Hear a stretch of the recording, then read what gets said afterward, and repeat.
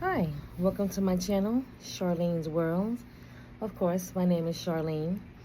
I am making this video today because life be lifing. And I kind of have a little story time for you. So, I was in a toxic marriage, right? I was a victim of domestic violence. And I really didn't know at the time that my whole relationship and marriage, because I dated this guy for 3 years, and then we got married. So for 13 years, I didn't know, or I wasn't aware that I was in an abusive relationship. I didn't even know that I was a victim of domestic violence. That's weird, right? I was in my late 20s, and I happened to have watched I love Lifetime. During this time, I'm working. We have a house. We have a truck. I have 3 children, 2 girls and a boy. I also had a dog. And I was making the best of the life that I had, right? Now, my background is my parents are from the West Indies, specifically Trinidad. And my ex-husband, I said ex-husband was from Jamaica. And when we first got together, the age difference was 6 years. He was 6 years my senior. I met him at 18, and he was obviously 24. During that time, we dated, got married, had children, the normal stuff. But I didn't realize that the yelling at me, the calling me names, or how they say, calling me out my name, I didn't know that was also considered abuse, right? So I was getting yelled at. We would have these huge arguments. It would go from a level 1 to a level 10, like in seconds. Even though I was trying to be respectful, I also did not want a man to think that they can just do whatever and say whatever. So a part of me still had that, I guess I was a little spicy, if you want to say, but I wasn't a woman that allowed you to just treat me any which way. However, to avoid arguments, to avoid having a nice evening at home in peace, many a times I found myself just not saying shit, okay? Not saying nothing. Just let it roll off my back, right? But a couple of times, I was feeling myself. And I said, yeah, I'm not shutting up with this one. And so now he's in my face, I'm in his face. Well, that all happened in 13 years. 13 years, so it became normal. And although I was feeling fine, I felt like I was fine, but my body was telling me that I wasn't, if that makes sense. And what we do as women is we never pay attention to our body or the things that's going on, making us feel a certain way. We don't listen, right? We're a survivor. We're a fighter. We're a hustler. So we're not going to allow, you not feeling good to not be at your best, right? Or not be your best self. So we're fighting through that stuff, not knowing that we're damaging our bodies, the only temple that God has given us, right? So I had to learn the hard way. And by the time I decided I wanted out of this marriage, like I finally got the courage to say, you know what? I'm done with this. I'm better than this. I wasn't raised like this. And I realized that I was in a domestic violence marriage. Um, I decided to move forward with it. But what did it for me was I watched The Burning Bed. I believe Farrah Fawcett was in that movie.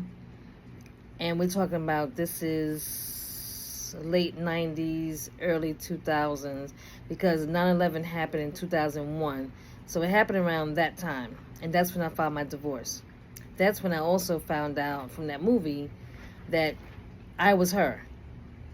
And then at the end of the movie, it was a Lifetime movie. At the end of the movie, it said, if you or anyone you know is being treated this way and going through domestic violence, to call this 1-800 hotline number. And that's when I put two and two together, and I said, oh, so I'm a domestic violence victim. I didn't even know. Okay? So that's one. But anyway, while we're going through that, somehow going through the divorce, I happened to decide I was going to move out of the marital home.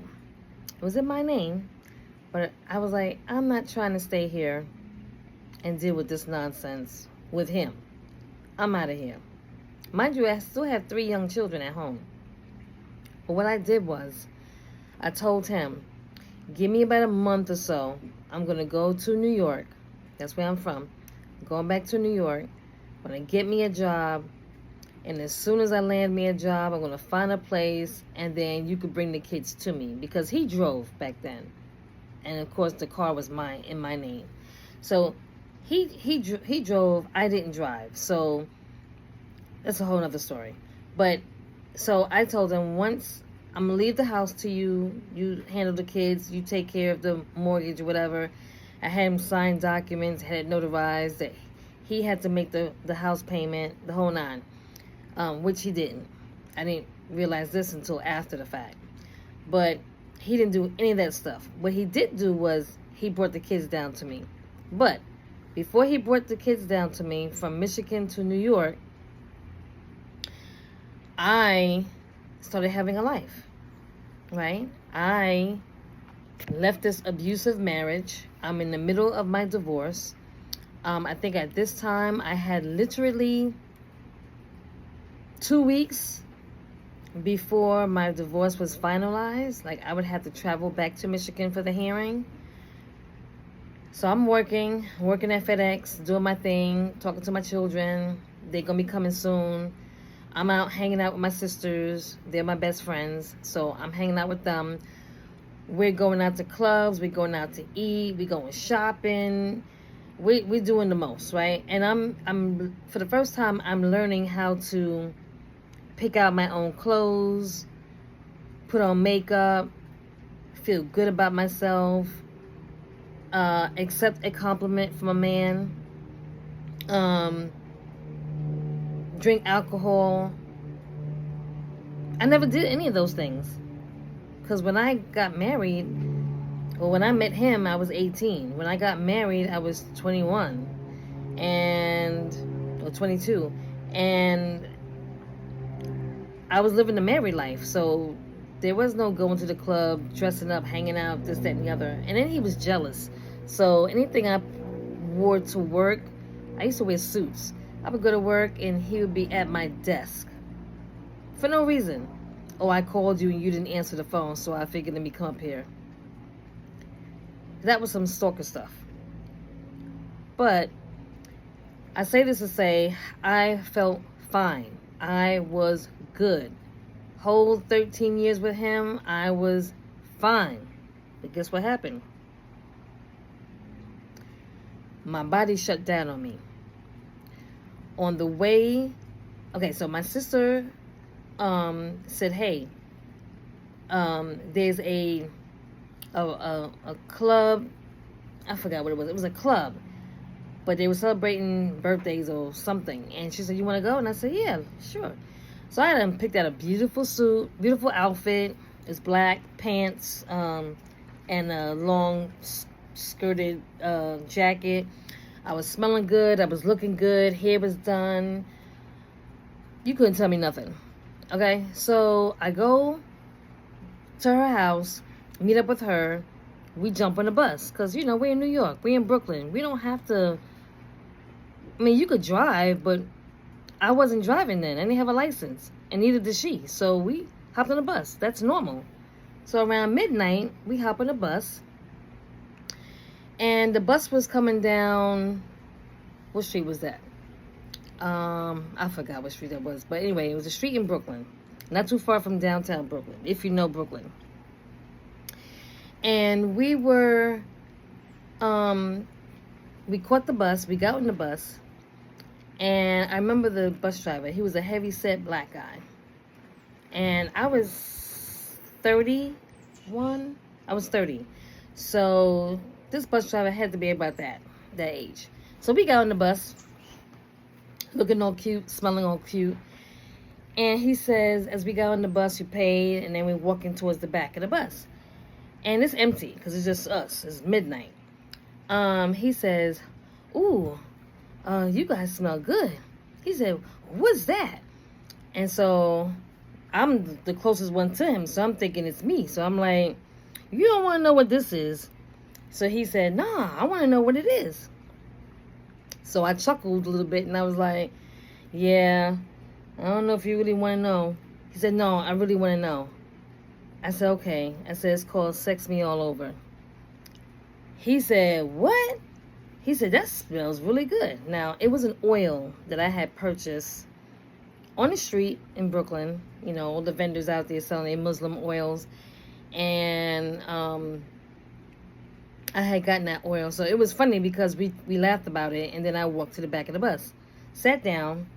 And then I want to say, man, maybe 10 minutes later, I started getting like a migraine.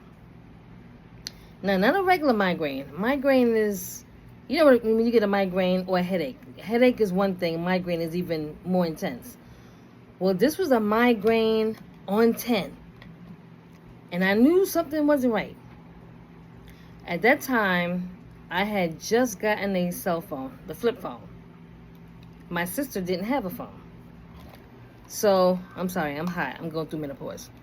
So, she says, "Are you feeling okay?" I said, "No, I don't feel good." I said, "Something's not right." She says, "Well, do you want to, not bother to go to the party again and just go home?" I said, "No." I said, "I definitely don't want to go to the party, but I need to go to the hospital. Like, something's not right." So I said, I have a migraine, but the migraine is like someone stepping on my head and they won't get off. They keep applying pressure to my head. She's like, "Oh, shoot." So she grabbed my cell phone. She called 911.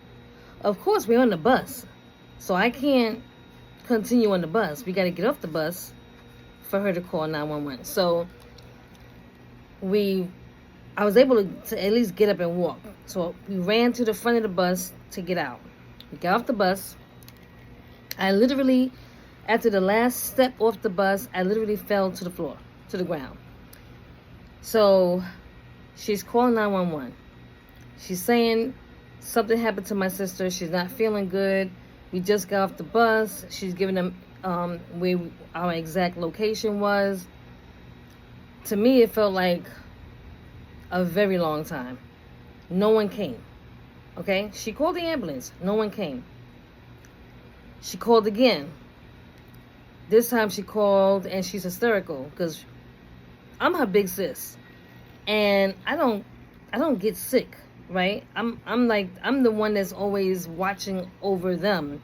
I'm the one, if we go out, I'm the person that's making sure that everybody is good. So for me to not be well was not normal for her. So she's like, "No, Something is wrong with my sister. I need you to come out here, like, right now.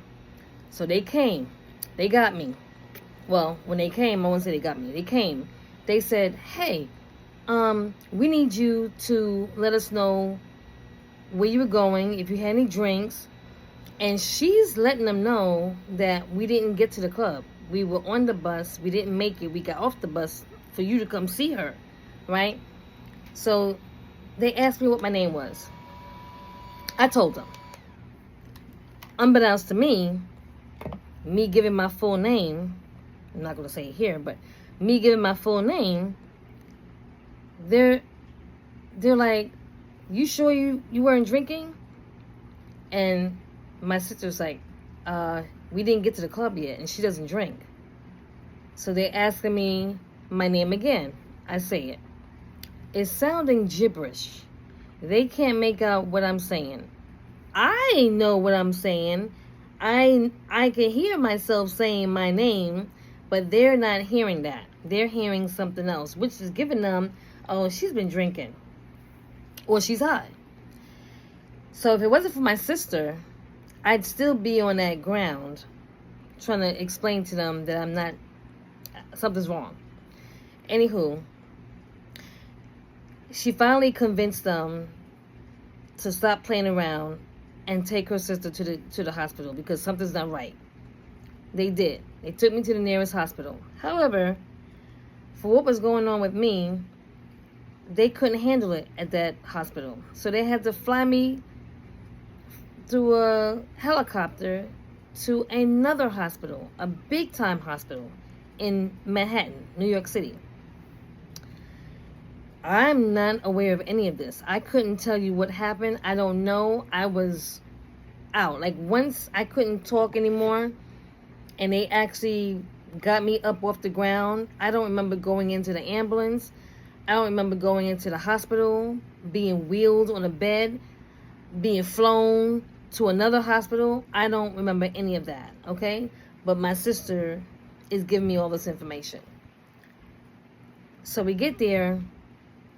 My mom was with her husband. They were at Atlantic City gambling for the weekend, and there was nobody else to call. My kids and ex-husband is in a whole different state, so she called my parents, and they drove, back to where I was at in Manhattan. Anyway, I'm on the bed.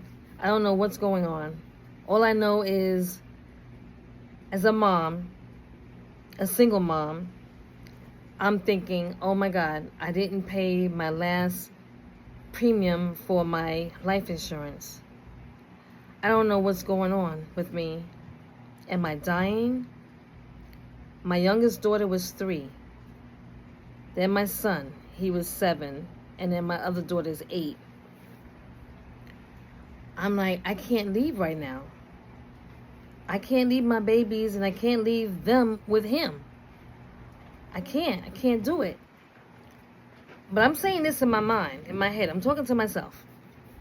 So finally my parents come, and they're talking to me. I'm talking to them, but once again, they don't know what I'm saying. They hand me a paper and pad. I tried to write. That wasn't working. I was so frustrated. I felt like I was out of control. I didn't know what to do. So, after some testing, they came back and told my mother that I had a stroke. Mind you, I'm 30 years old. How the hell does a 30-year-old have a stroke? Okay? The legal name is called arteriovenous malformation. What happened was one of my arteries in my brain ruptured, right? So it was leaking blood. It ruptured in my brain, which caused me to have the migraine in my head. I felt like somebody was stepping on it, which caused that particular artery caused my mobility in my walking. So I could not walk. I could not stand. If I was looking at you, I was seeing like W. I couldn't see you crisp and clear. My speech, I couldn't speak. Um, of course, we talked about the writing. I couldn't write. It was just gibberish. So I had a lot going on. And at 30 years old, just having gone through a 13-year marriage with someone, or a 13-year relationship with someone that was physically, financially, emotionally abusive to me, I'm trying to leave that situation. That whole time I was good. Now I decide, you know what? I'm going to file for a divorce and get up out of here. Move back to New York. I'm doing my thing. Things are getting well. And then you hit me with a stroke. So only thing I could think of was I wasn't paying attention to my body. And God was trying to get my attention, because I wasn't living for God. I love God.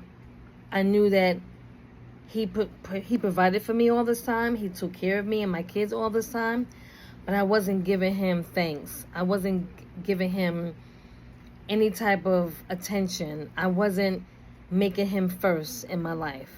And at that moment, I laid on that bed and I said, Lord, if you can get me out of this situation and you allow me to continue to raise my babies, and you allow me to walk and talk again, I will serve you for the rest of my days.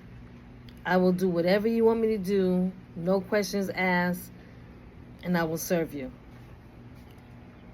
And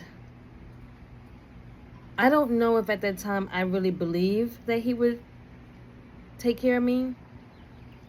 I think I was saying it and hoping, but I wasn't really believing it. Because my household, growing up, my mom and my stepdad, we went to church. We went to a Catholic church, but we weren't into praying a lot. It was like we prayed over Thanksgiving dinner.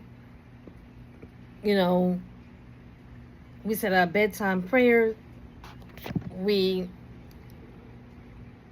was occasional, right? Occasional. It wasn't that we did it and we blessed our food and we went to church and we tithed and we served in church, and we didn't do that. So I didn't know that. All I knew was, I know there's a God. I know that He loves me. I can't see Him. I don't even know if He's real. But everyone else is praying. Everyone else in my family believes, so I'm just going to believe it. But I wasn't living my life that way. Because if I was living my life that way, I wouldn't have lived that 13 years with that husband treat me that way. I wouldn't have accepted that, because I would have known that I was worthy of better, right? I also had low self-esteem when he met me. So that all tied into how I got hooked up with that guy. But anyway, I prayed that prayer. And let me tell you, God really moves. He really does. And this video wasn't purposely to talk about God and how He moves, but how can you talk about someone having a stroke at 30, going through a divorce and have 3 minor children, and not talk about God? Okay? Because He's the one. Okay? So how about this? They put me in ICU. I was in ICU for about a week. And for the doctors and the nurses, okay, first of all, when I was 30, I didn't look like I was 30. I looked like I was 18, 19. So here it is, I'm 30, I'm in this ICU. This stroke made me lose so much weight that I was like 85, 90 pounds. Before I got into the hospital, I was about 120. So I lost a good 30 pounds. And off of someone that small frame, I'm petite. I'm 4'11". I was like this. So I couldn't talk. I couldn't walk. They gave me physical therapy, occupational therapy, you name it. I cannot lie. The hospital was phenomenal. When I left the hospital, they sent me to a nursing home in Brooklyn. That's where I really learned all of my skills again. I really didn't know that I would be able to function like I did prior to having the stroke. Okay? Today I'm looking at you and I am 55 years old, right? So I have lived a couple decades since that stroke. And I'm very grateful. I'm very grateful. But going through that was life-changing. And as mothers, as black mothers, mothers in general, but I say black mothers because we don't prioritize our body and our health, our eating habits. We don't. We grab and snack whatever we can, however we can. We nibble on stuff, the bad stuff, and we don't take care of our temple. And at 55, I can tell you, I did a lousy job, a very bad job. And I'm paying for it today. You know what I mean? But every year, I do an annual MRI to make sure that the vessels in my brain are intact. So what happened while I was there was I had to make my mom my healthcare proxy so that she can talk to the doctors on my behalf because they couldn't understand me. And literally, that was like life and death. I had three options. They can cut my head open and do the surgery. They could, we could do radiation where they try to burn the vessel that was bleeding, which wasn't the greatest. Neither one of those two was great options.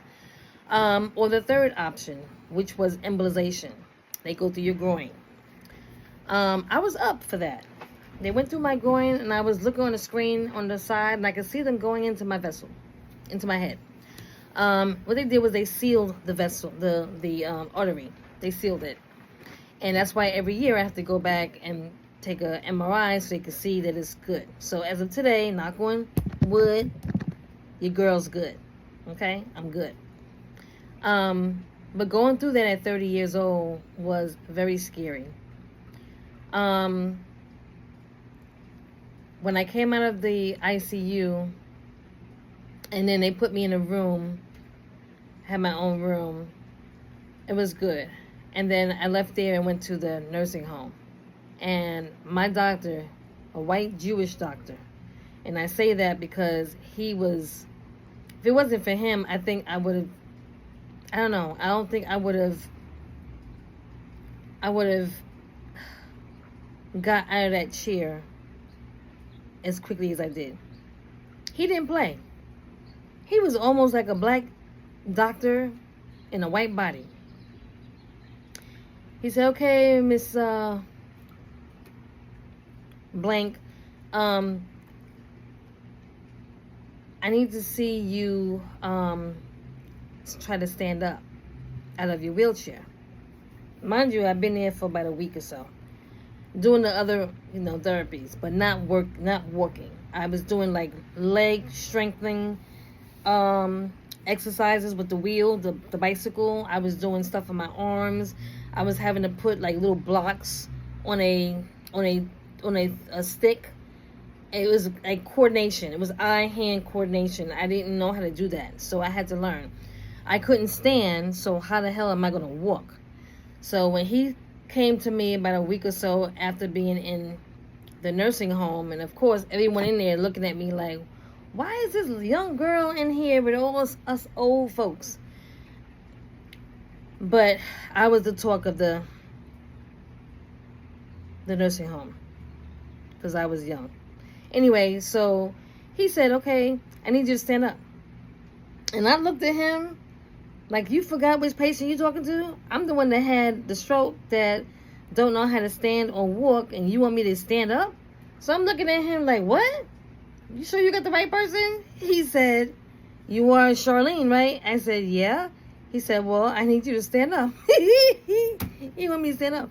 And I'm like, I can't. Roll my eyes. He says, yes, you can. I said, no, I can't. So he holds one arm, lifts me up, and lets me go. I was standing. Okay? My mind said I couldn't do it. But I did it. And then the next thing he said was, now I need you to walk.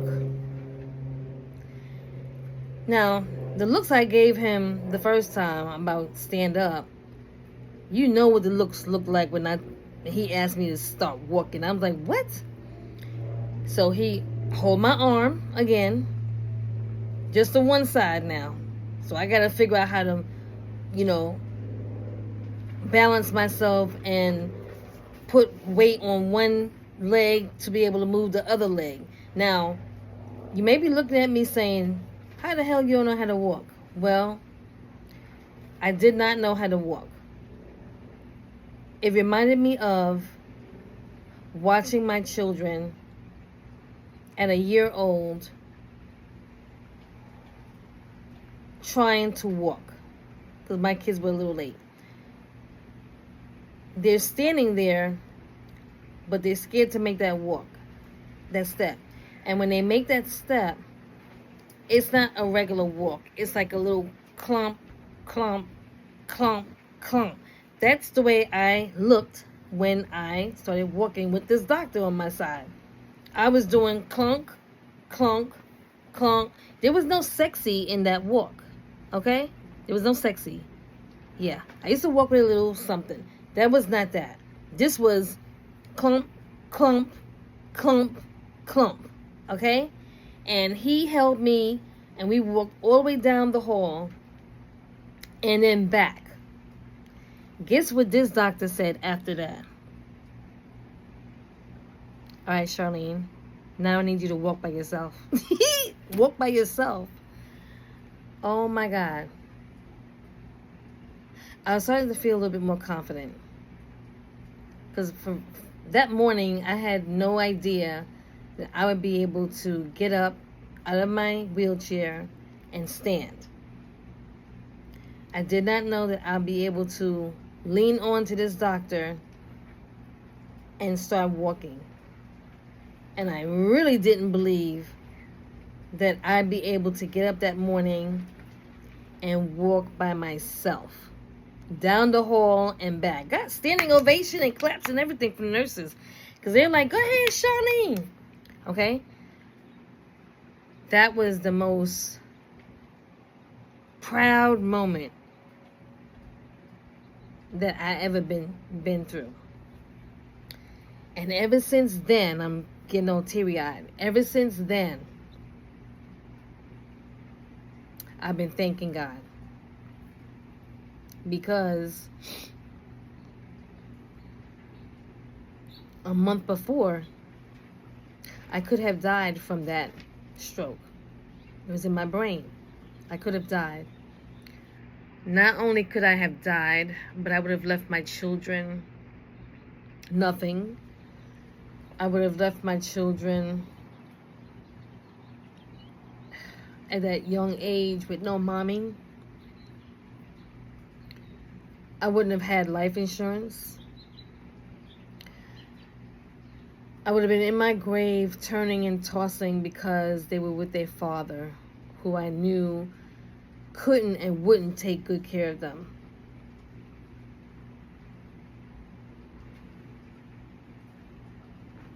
And I have to say thank you, Lord, because He made a way. He made a way out of no way. And I'm forever grateful. So if you are not a believer and you are watching this, your girl, she can walk and talk and run and write. She started a whole business. She got her driver's license finally at the age of 34. At 34, I got my first driver's license. I sure did. Because when I was married, I didn't have my license. He chauffeured me around because he was so jealous and he didn't want me being independent. And so everything that I couldn't do before that stroke, I was doing it after the stroke. Now, my speech ain't the best. Every now and then, I'll eat up some words, or I'll talk too fast, or I'll mumble and stumble. And for a long time, that used to be a reason why I wouldn't make videos for my business. Because I felt that people will judge me. And then I was like, who cares? I don't care. I'm alive. I'm 6 feet above the ground. I'm not worrying about what other people think or what they say. I love me. And I love God. And I am proud to say that today I have 4 beautiful children. I said 4 because when I had the stroke, I had 3 and I was going through a divorce. I divorced his butt, okay? But then I got remarried and I had another child. And she's 14 today. Oh my gosh, she's a pain in my butt. But she keeps me on my toes. She keeps me hip. She keeps me alive, you know? And I have 5 grandchildren. And if you're asking, you know, because of that marriage, did I go through my healing process or my healing journey? Yes, I did. I did that at 50 years old. I'm 55. I did it at 50 because I wanted to write a book, which I did. I wrote a book. My kids kept pressuring me. Mommy, you got to write your story. People will hear your story and could be blessed by it. And you don't know who you could touch. And, you know, domestic violence is a big, huge thing. And people don't identify it or don't know what it is. And some people think it's just physical, but it's emotional and there's other things. And so in order for me to sit down and write the book, I had to go through the healing journey because every time I sat down to write the book, I was pissed. I was freaking pissed. I was mad. Mad as hell. I was mad that the younger me tolerated such bullshit from another human being because he was my husband. Yeah. So every time I sit down and write the book or write a part of a chapter, I would get emotional. I would tear up. I would cry. I would be mad. I'd be angry. And every time I would bump into someone or a co-worker or a client or someone on the street, someone in church, and I happen to say something about my life, which is a testimonial, they're like, oh my gosh, you should write a book. So I got too many of those. You should write a book. You should write a book. So I wrote the damn book. I wrote the book. It's on Amazon. I'll post it in the link. People love it. I wrote the book last year, late last year. It came out a week before Christmas. No, 2 weeks before Christmas it came out. And it was so therapeutic to write the book, but it was so, I don't know, what's that word? It's freeing. That people read the book and they were like, wow, that book speaks about so much. Because I'm only giving you a snippet about the stroke. But my life, oh my God, if you get the book, you'll see it. I went through some stuff. And that's why I'm grateful to God for me still being here. And if you weren't a believer, you watch this video, or you read my book, or you follow me on social media, you be like, oh wow, yeah, she went through some stuff. So yeah, so now I'm living my best life. I'm about to move to Thailand. Yeah, I'm leaving my kids, leaving my grandkids. They can live their life. They grown. They can come visit me. Yeah, I'm moving to Thailand. One of my girlfriends moved there last year.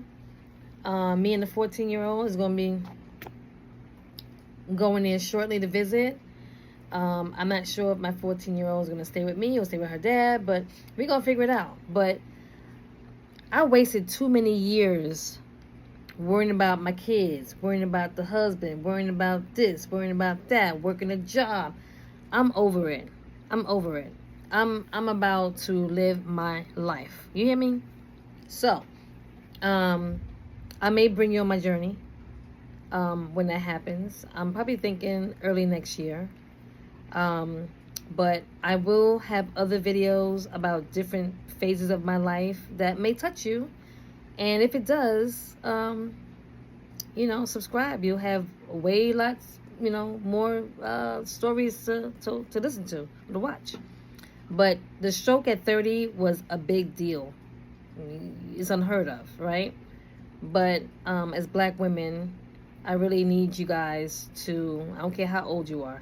I don't care how old you are. I had a girlfriend that died of cancer at 35, breast cancer, okay? You can't get your breasts checked out until you're 40, the last I heard.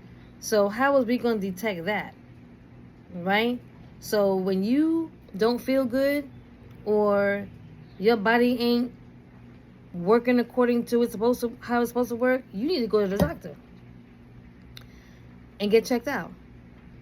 Stop snacking on junk food. Eat healthier. Do some cardio.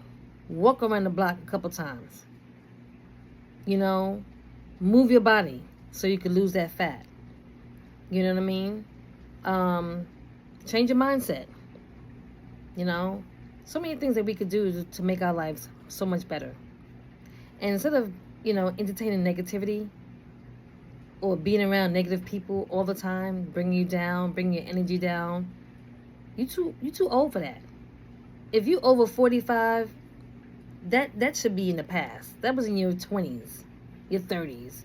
When you're in your 40s, you look at life a little bit differently. Okay?